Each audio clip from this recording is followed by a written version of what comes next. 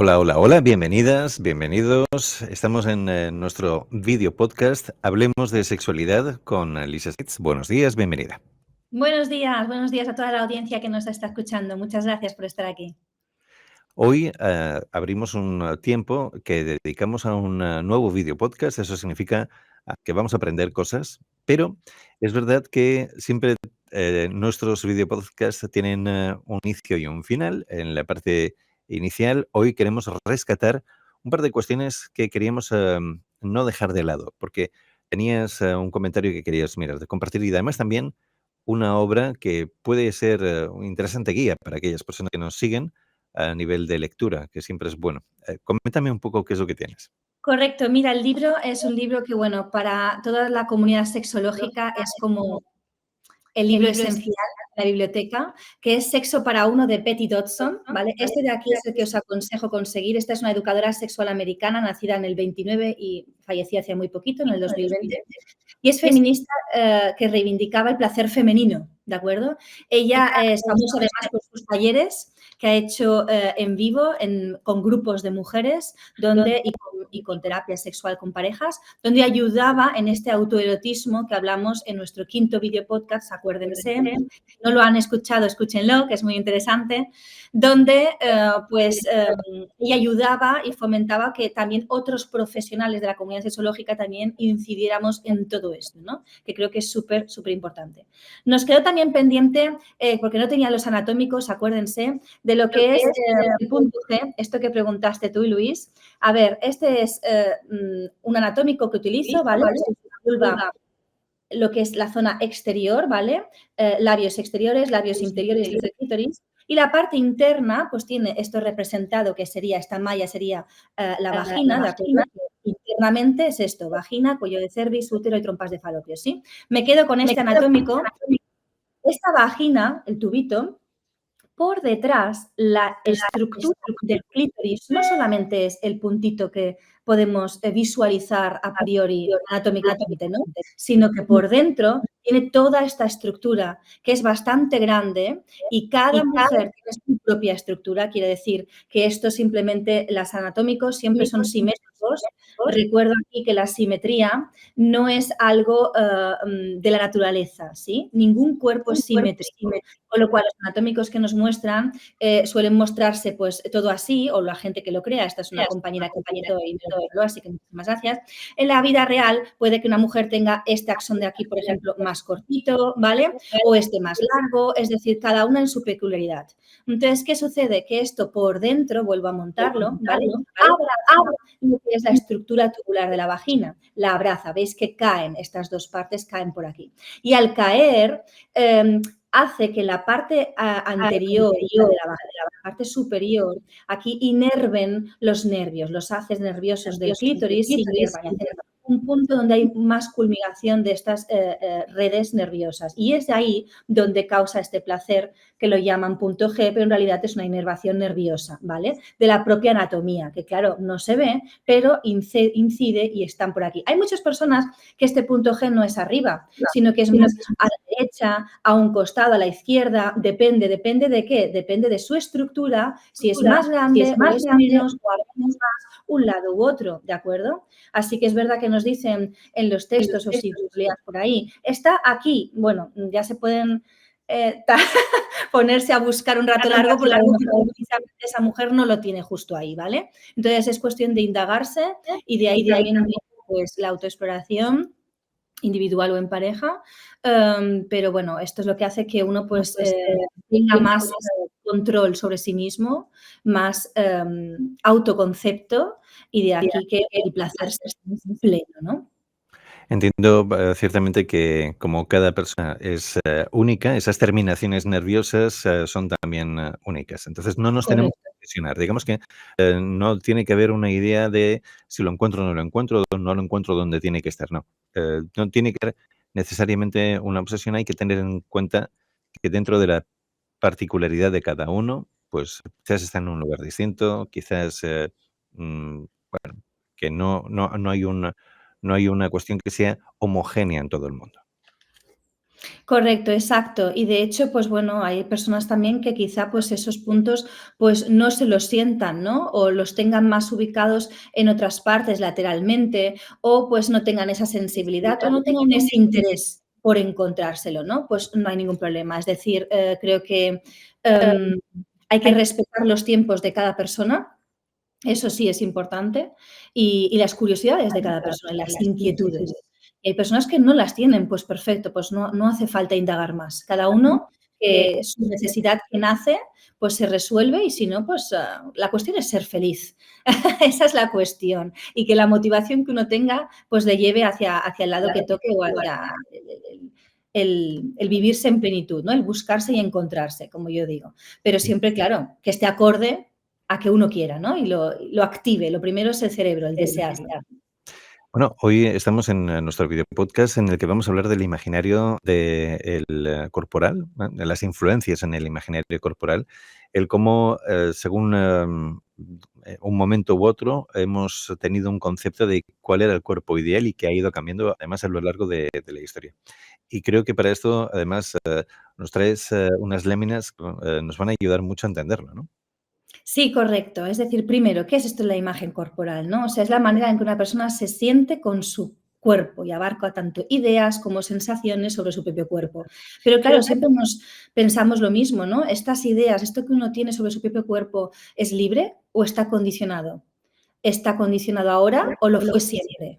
Pues entonces tengo unas láminas que quisiera compartir con ustedes, que aquí voy, en la que, por ejemplo, si nos metemos dentro del cuerpo de la mujer a lo largo del tiempo, a lo largo de la historia, ¿vale? Yo quisiera hacer un hincapié muy importante entre lo que es la época faraónica y la época grecorromana, porque aquí hay un salto muy importante, ¿no? Que sería la primera y la segunda mujer de arriba a la izquierda, ¿de acuerdo? Para que la gente que nos esté viendo nos pueda seguir.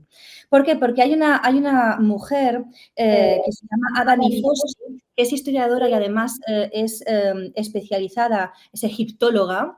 Me gustan mucho sus estudios, os aconsejo que leáis sus artículos y sus publicaciones, porque ella habla precisamente de eso, del rol de la mujer en ese salto de la época faraónica a la grecorromana. La época faraónica todavía la mujer tenía estos podría decirse que seguía un poco lo que es una época matriarcal, ¿de acuerdo? ¿Qué significaba? Que la mujer tenía sus propios derechos, es decir, era libre de casarse o emparejarse con quien quisiera. En el periodo grecorromano, sin embargo, no, o sea, tenían que estar casadas y siempre había un padre o un tutor que condicionaba ese matrimonio, ¿vale? Esas son las diferencias, ¿no?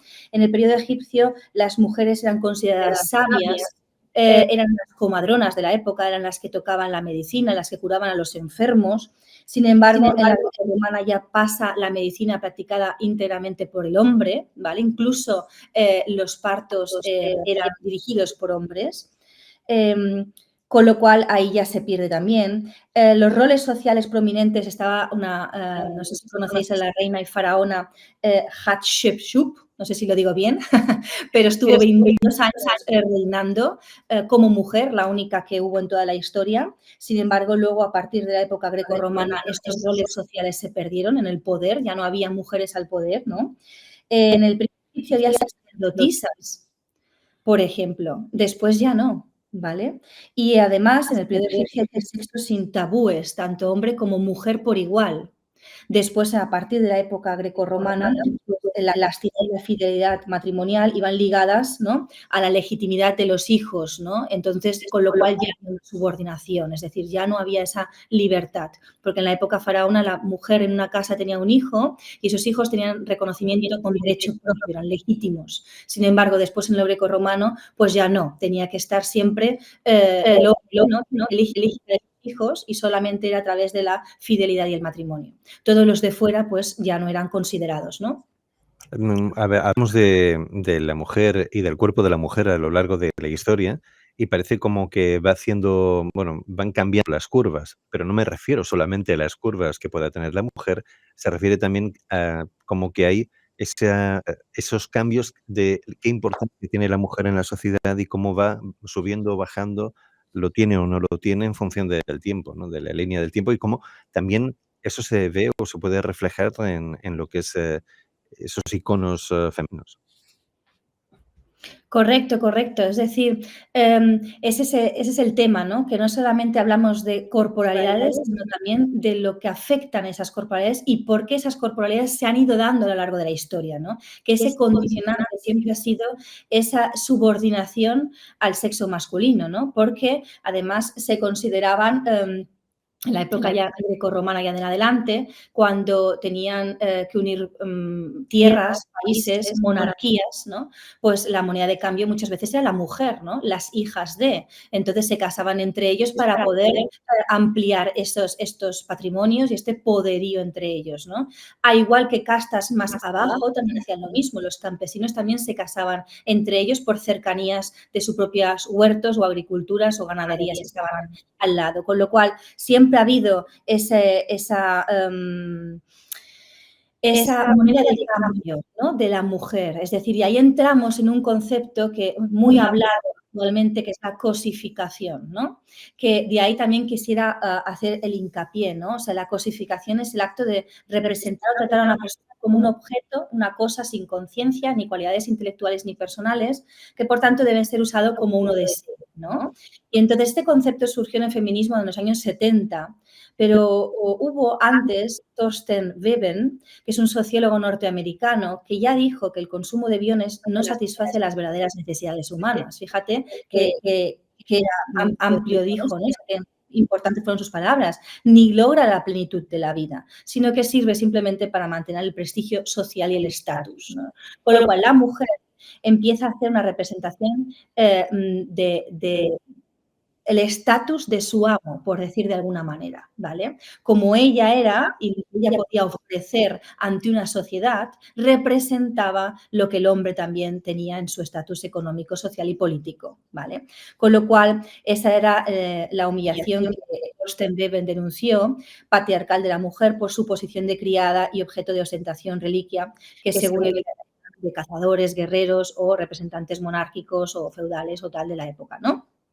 Con lo cual, vemos acá que estos conceptos de cosificación a lo largo de la historia se van mostrando y con lo cual los cuerpos también cambian. Es decir, en la época griega, bueno, ya lo hemos hablado, ¿no? En la dinastía Han, que sigue pasando en China, el cuerpo de la mujer era mucho más delgada, se veía ahí su elegancia y eso era lo que les gustaba en esa época. Y luego había un gran salto, sobre todo en Europa occidental, que era el Renacimiento, donde el Renacimiento, en la época inglesa victoriana, las cadenas ensanchadas era símbolo de fertilidad, ¿no? Símbolo de feminidad, porque era como que garantizaban que sus hijos iban a salir más sanos, ¿no? Entre comillas, no tiene nada que ver, no hay evidencia científica, pero era algo cultural y social que se pensaba, ¿no?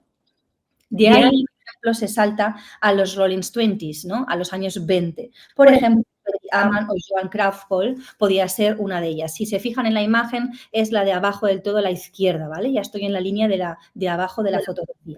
La de Hollywood, quien no conoce a Sarah Montiel, Elizabeth Taylor, Rita Hayworth o Marilyn Monroe, ¿no? Ya aquí ya nos acordamos, ¿no? Aquí ya el público seguro que empieza a visualizar ese tipo de mujeres, ¿no? Los 60s, los años 60, pasamos por Andrew Hepburn o Brigitte Bardot, ¿no? Ya vemos que el cuerpo es mucho más estilizado y muy delgado, hay como un salto en extrema delgadez, ¿sí? Y de ahí pasa a la época de las super top models, ¿no? Como Sharon Stone, Kim Basinger o Claudia Schiffer, ¿no? De ahí es curioso, fijaros que siempre hay una época donde se ven más las curvas y luego baja una extrema delgadez, ¿no? Se ven más las curvas y ahora de vuelta extrema delgadez en los años 90 con Kate Moss y Kristen Stewart, que se llaman los heroin chic, precisamente por esos cuerpos que parecen que son cuerpos drogadictos. Me sabe muy mal decirlo, pero es la extrema delgadez que se utilizaba en esa época, ¿no? Actualmente, ¿qué pasa actualmente? Pues la belleza esta posmoderna de ahora, desde los 90 de la actualidad, se van yendo más hacia un cuerpo como Kim Kardashian, que es a cintura de avispa, mucho pecho y mucho glúteo, ¿no? Como en la imagen que dibuja. Esto es una actividad que aconsejo hacer en las escuelas o en los hogares, ¿vale? Porque es muy interesante ver cómo la corporalidad cambia y cómo la corporalidad cambia en función a todos los condicionales externos, sociales, económicos que hay.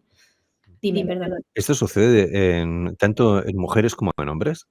Claro, ahí está. Solo acabar una cosita con respecto a las mujeres. Claro, para acabar lo de Kim Kardashian como ejemplo, ¿no? En esta sociedad tan consumista en la que vivimos ahora, las mujeres pasan a ser mercancías, con lo cual un nuevo término de la mercantilización de la mujer, ¿vale? Aparte de la cosificación. ¿Y dónde se expresa eso? A través de publicidad, revistas del corazón, series, cine, literatura. Es decir, se ve en continuidad que esto se está dando así, ¿no? Y además no hay que olvidar que la cosificación se transforma en violencia cuando eso es un objeto de consumo en el mercado libre. O sea, ya estamos hablando de que la cosificación es violencia machista, ¿sí? Por mucho que a algunos les pese. Y evidentemente esto a lo largo de la historia en los hombres, porque todo hay que intentar pues verlo por lo más equitativo posible, aunque la historia no lo ha sido con nosotros, ¿no? Vamos a intentar mostrarlo nosotros en nuestro discurso. Y el cuerpo a lo largo de la historia también tiene sus intrínculis, porque no tienen tanto historia como nosotras, precisamente porque ellos, al ser los dominantes, no han tenido esa necesidad de mostrar su cuerpo físico como su propia valía, ¿vale? Sino que la valía del hombre ha valido siempre el poder económico, la clase social, el estatus económico, ¿no? Y entonces ahí por los años 1400, fijaos en la imagen que os mostramos, el primero a la izquierda, la obesidad representaba salud y estatus, precisamente, ¿no? Además había un club que se llamaba Fat Men's Club, que si tenías mayor de 95 kilos podías entrar en él. Y era el club de los más en esa época, ¿no? O sea, Curioso. sí.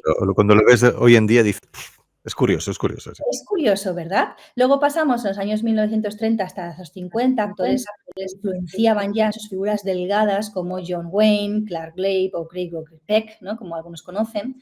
Luego vamos a la época de la rebelión, que no trabajaban, comían poco, no se cuidaban, los Rolling Stones, ¿no? los rock and roll, los Beatles, el Robert Plant, ¿no? De ahí pasa, siempre que hay una época de rebelión, ¿no? Pasa el caos, ¿no? Pues luego hay un contra siempre, ¿no? Y surgió el bodybuilding, ¿no? Con Arnold Schwarzenegger, Sylvester Stallone, desde los años 70-80. Y desde los 90 hasta la actualidad, pues están los ligeramente esbeltos, pero poco musculados, ¿no? Como Brad Pitt, Regina Page o Timothée Chalamet, que es ahora el que se vuelven todas locas en la adolescencia, ¿no? Están todas ahí siguiendo la tope. Entonces, como veis, el cuerpo del hombre no ha sido tan perseguido como el cuerpo de la mujer. Fíjate tú mismo las diferencias. Sí, no, está claro que se ven diferencias. Utilizan la misma marca de calzoncillos, aparte de eso, pero Bueno, la misma marca de calzoncillos, es verdad.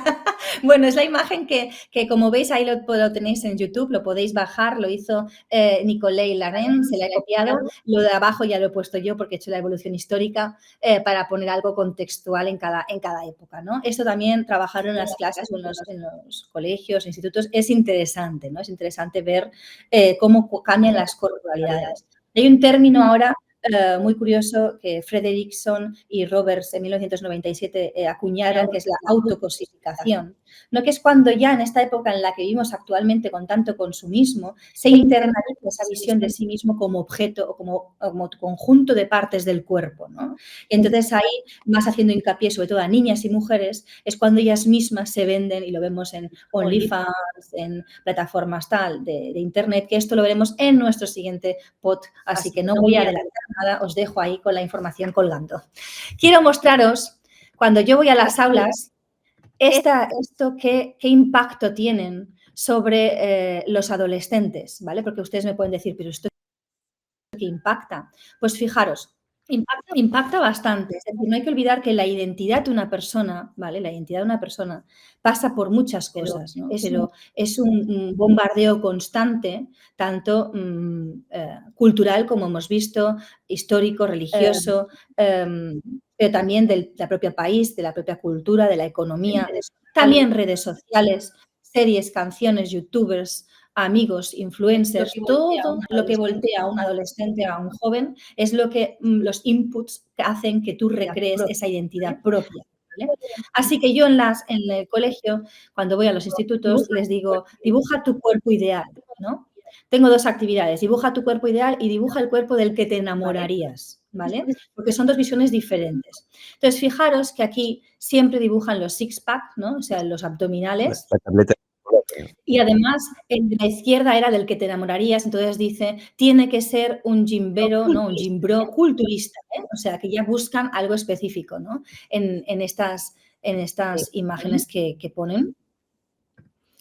Ahora, por ejemplo, os muestro otras, que esta me impactó mucho, que la tengo aquí delante, no sé si la veis bien? Aún no, ahora sí. Cuando aparezca, aquel de la izquierda pone que sea guapa, rubia, que tenga buenos atributos, pero que tampoco tenga demasiados, que no esté gorda, que esté más bien muy delgada, pero no mucho, que tenga buena cintura y que tenga un buen pecho, que sea bajita, ¿vale? Y veis además que utilizó no sé cuántas veces Tipex para corregir continuamente la contextura para minimizarla, ¿no? Esto de la cintura de avispa todavía está muy arraigado en las adolescencias, sobre todo porque además hay muchísima publicidad ahora de los corsets, que han vuelto de moda los corsets.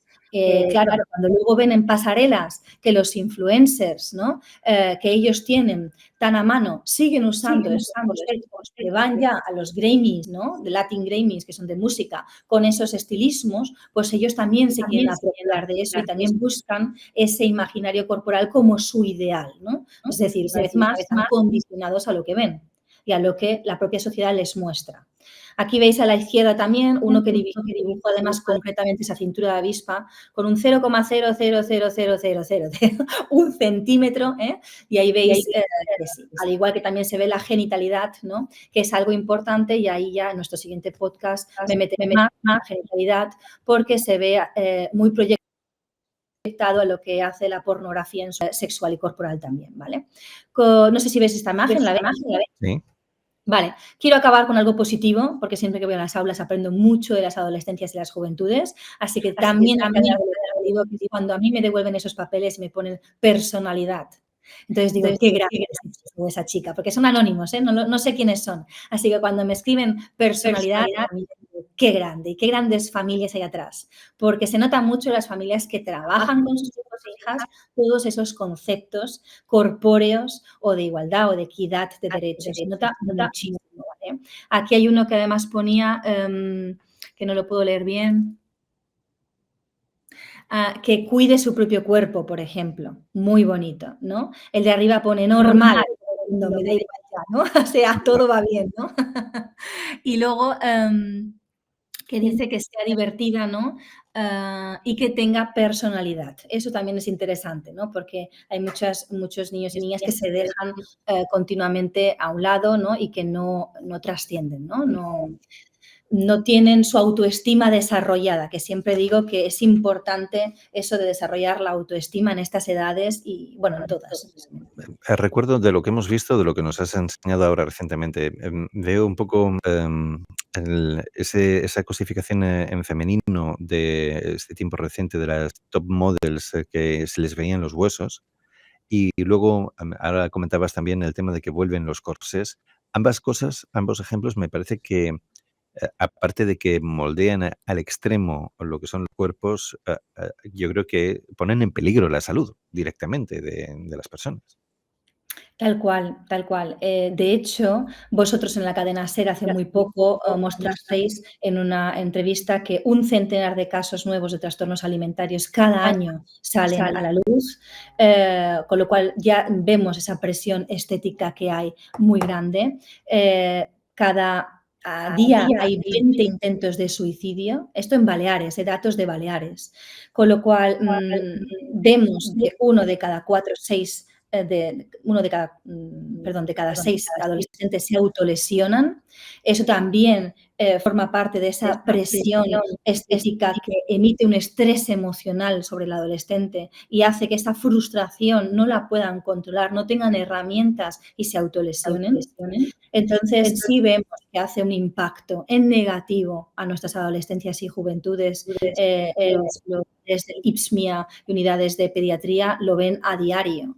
Entonces, todo esto, claro que impacta. Yo me gustaría decir una frase que siempre digo en los adolescentes cuando voy a hablarles, que tiene que ser como un mantra y grabado a fuego aquí dentro, que es que la perfección está en la imperfección. Entonces, la perfección está en la imperfección, tiene que estar grabado, porque cada persona tiene sus peculiaridades, los cuerpos nunca son simétricos. Si tú tienes una mancha, un tatu, algo es propio tuyo y forma parte de ti. También hay que hablar de la diversidad corporal en toda su amplitud y sobre todo en personas con discapacidad, ¿vale? Que nacen así, otras suceden con accidentes de tráfico, ¿vale? O con enfermedades que pasan a lo largo de la vida, nos puede pasar a cualquiera, entonces pierden parte de su cuerpo o su cuerpo se transforma o pierde habilidades y funciones, con lo cual diversidad de cuerpos hay siempre, no os quiero pasar a todo, son gente que también pueden seguir como influencer, como Alex Zanardi, ¿no? Como nuestra querida Teresa Sales de Zaragoza. Es decir, claro que pueden salir Nick Swuziski, ahí siempre me sale mal. Son influencers de la época que tengo un montón, que voy trabajando siempre en las clases, porque creo que no solamente se tienen que fijar en lo que la sociedad o el capitalismo o lo que vende nos quiere mostrar, sino que hay muchas personas que por sus valores, por todo lo que muestran, por su lucha interior, por su plenitud de vida, podemos admirar muchísimo y seguirles, y realmente ellos son los que tendrían que ser y ellas nuestros influencers, ¿no? Y no el que nos vende cosas. Nos has dado mucho para pensar en el programa de hoy y te agradezco además el buen trabajo de ir buscando y recapitulando esta información visual que también nos ha ayudado mucho. No quiero marcharme, ya sabes, sin hacer un poco el pequeño avance de lo que vayamos a traer en nuestro próximo video podcast. Pues sí, en el próximo, influencias en el imaginario sexual. Así que no se lo pierdan, uno ata al otro. Nos vemos en la próxima.